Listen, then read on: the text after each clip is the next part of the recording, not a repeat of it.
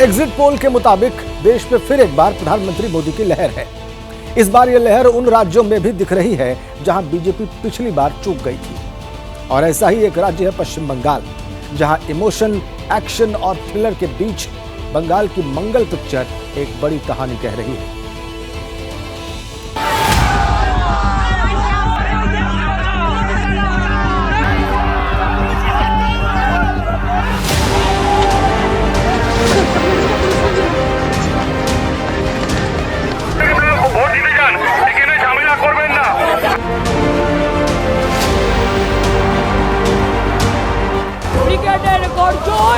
BJP विसर्जन।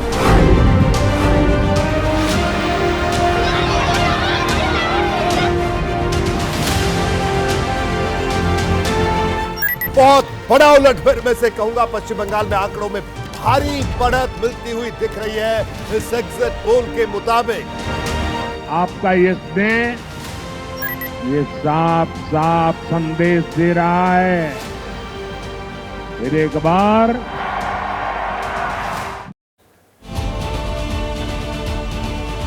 पश्चिम बंगाल वो किला है जहां जो जीतता है लंबे समय तक उसका राज स्थापित हो जाता है। यहां 3.5 दशक तक लेफ्ट पार्टी की सत्ता रही और अब 13 साल से ममता बनर्जी की सत्ता है। लेकिन इस बार बीजेपी की लहर के सामने टीएमसी का सिंहासन हिलता दिख रहा है, क्योंकि बंगाल में बीजेपी का न सिर्फ सीटों का नंबर बढ़ रहा है बल्कि वोट का मीटर भी चढ़ रहा है।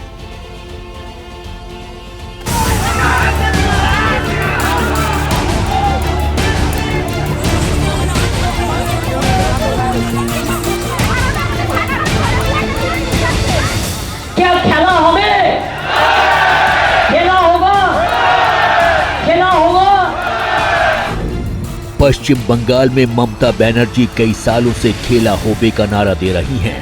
खेला होगा, खेला होगा। लेकिन अब एग्जिट पोल के नतीजों को देखकर लगता है कि बंगाल में खेला टीएमसी का नहीं, टीएमसी के साथ होने जा रहा है।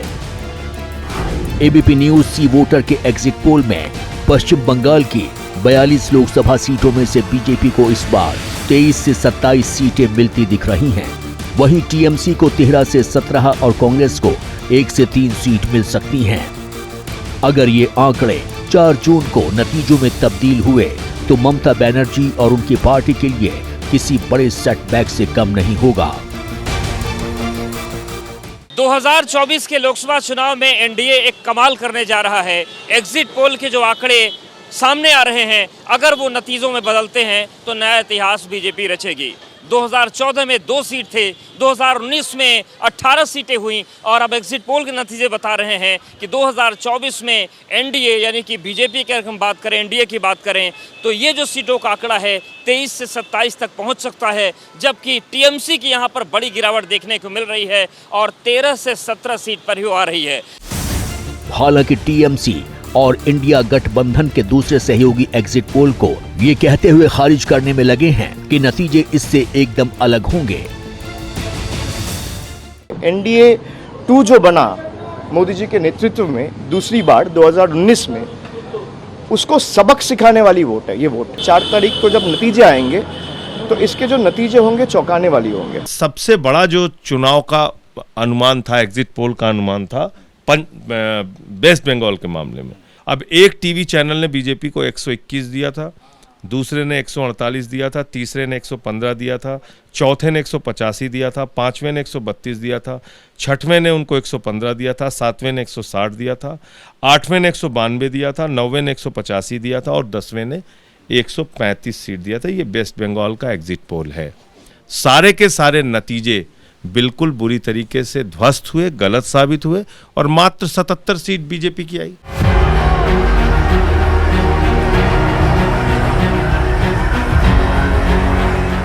पश्चिम बंगाल में इस बार जीत का कमल खिलाने के लिए पीएम मोदी ने कोई कसर नहीं छोड़ी। करीब 2 दर्जन से ज्यादा रैलियां की, लेकिन बंगाल की सियासत में होते इस बड़े उलटफेर के बीच सबसे बड़ा सवाल ये है कि आखिर चुनाव के बीच बंगाल की धरती लाल क्यों होने लगती है।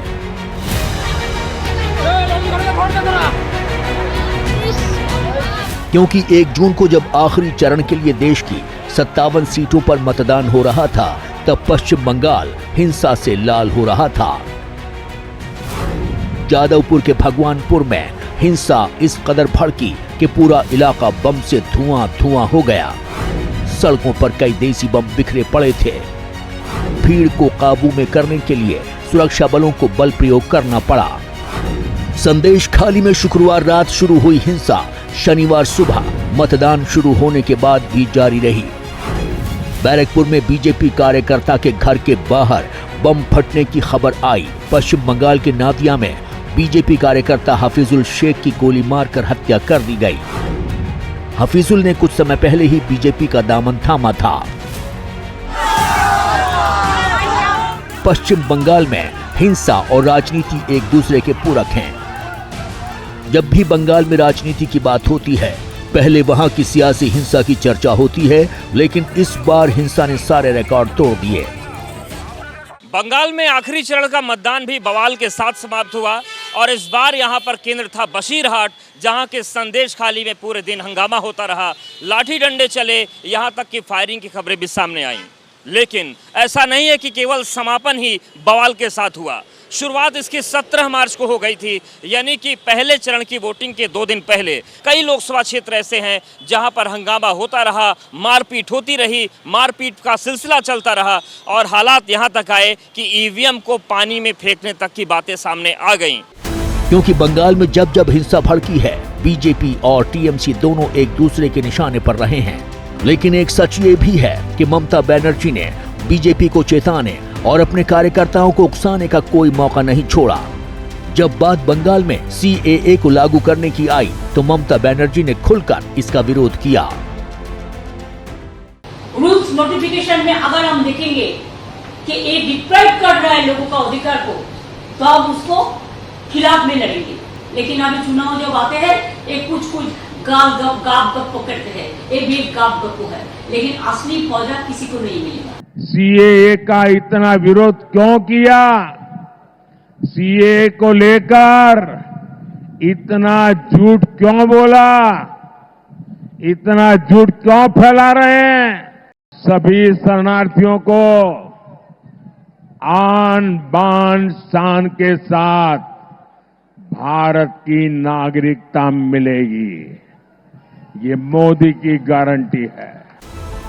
यहां तक कि ममता बनर्जी ने ईडी और सीबीआई तक को बंगाल में घुसने नहीं दिया। अगर घुसने की कोशिश भी की तो ईडी और सीबीआई पर हमले की खबरें आईं। बोले मोदी का गारंटी की जून महीना के बाद सबको जेल में भर देगा। हिंदुस्तान को जेल बना दिया, लोकतंत्र को अब जेल बना दिया, गणतंत्र को अब जेल बना दिया। बंगाल में लेफ्ट पार्टी ने 34 साल तक राज किया, जिसके बाद 13 सालों से टीएमसी बंगाल की सत्ता के केंद्र में है। लेकिन इस बार भगवा ब्रिगेड सिंहासन खाली करो, बीजेपी आती है का नारा दे रही है। जैसे ही घड़ी का काटा दोपहर 2:30 पे आए, बबीता जी का दिल सास बहू साजिश के लिए मचल जाए। और ये है इनकी बहू, पूरे दिन ऑफिस की टेंशन हो जाए गॉन जब ये करें अपना फेवरेट शो फ्री टाइम पे ऑन। इनकी तरह आप भी देखिए अपना फेवरेट शो अपने टाइम पर और डाउनलोड कीजिए एबीपी लाइव ऐप अपने स्मार्ट टीवी पर।